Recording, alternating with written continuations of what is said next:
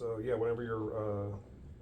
All right, so the first question is, what is your classroom policy when it comes to recording in class? So recording is a weird topic because recording can come in different forms.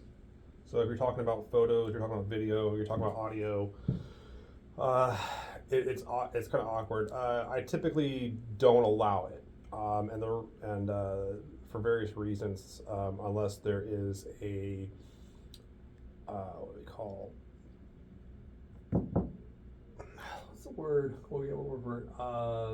A need to be met of a student through that's official through student accessibility services here at the campus. Right, and previously, did you have any negative experiences with recording in class that made you have this rule? The problem, it's not that I've had like a recording used or something like that against me. I've seen people here on the campus that have had recordings of them in the class used against them. What it is that I find that when students start trying to record the material, that is through photos, video, audio, etc., they're usually finagling with a device, which means that they're paying attention to the device and not the moment, which is they're losing access to the ability to interact with the instruction, which is where through interaction we tend to learn a lot better as opposed to being passive and just kind of there. So I like to be more present and be more aware is the real reason for it, yeah. All right, and you kind of touched about this in class, I remember. Do you think that, wait, what was it? Oh, yeah. Has there been any instances where a student or teacher got in trouble due to someone recording? We had an instance here at the campus years back where it wasn't that the faculty got in trouble. It was more of that someone put the footage up online and then it was remixed and reused and taken heavily out of context to indicate that professor had agendas and the like, despite them basically giving like a backed up factual argument and trying to show that how our perspectives work. So I view that things can get remixed and decontextualized. That can be a problem and utilized against them. So. And so a lot of times on campus, students and teachers have discussions that include very like political topics or controversial topics. Mm-hmm. Do you think students would answer differently if they're being recorded? I think so too, and that's the other issue too. Is have the other students in the class consented to having their conversation recorded? Because they might want to say something that's that, and then they could get like put up online and quote unquote canceled or whatever it is.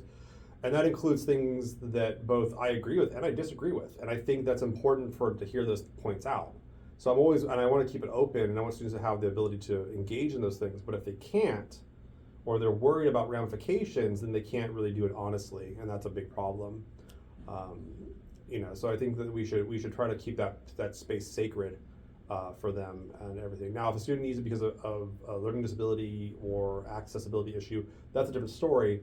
But I also believe that like we should also enable ourselves to record that information and.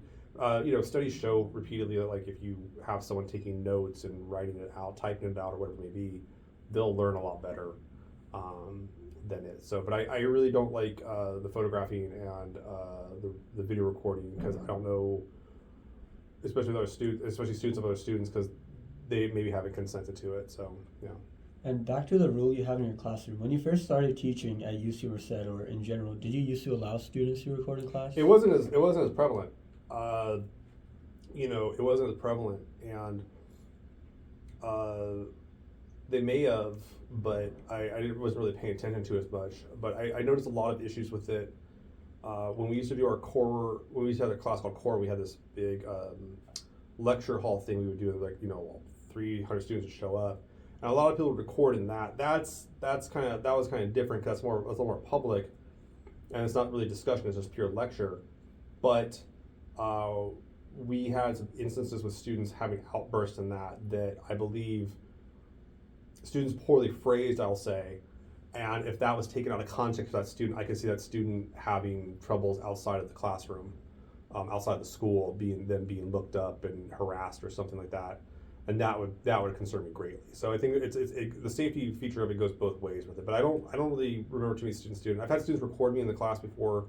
Or have note takers in the class for accessibility issues, but that's usually done in a much more, we'll say, responsible mechanism and such like that too. But I get worried about eroding the trust between myself and the students, or the students and me too. So. Right, and the last question is, so I'm sure you heard of like the AI lecture notes where you Yeah. record in class. Does that factor in your choice? And what are your thoughts on those AI programs? Yeah, that's a tricky thing because the problem then is that they're now taking my intellectual property, and so the AI subsumes it and it now goes into its learning algorithm without my permission. So I'm not going to be compensated for that. So essentially, it's theft. And I get why students are using it. I get that, but at the same time, it's I think the other thing too about those AIs is it tells me that students aren't really interested in learning; they're trying to learn.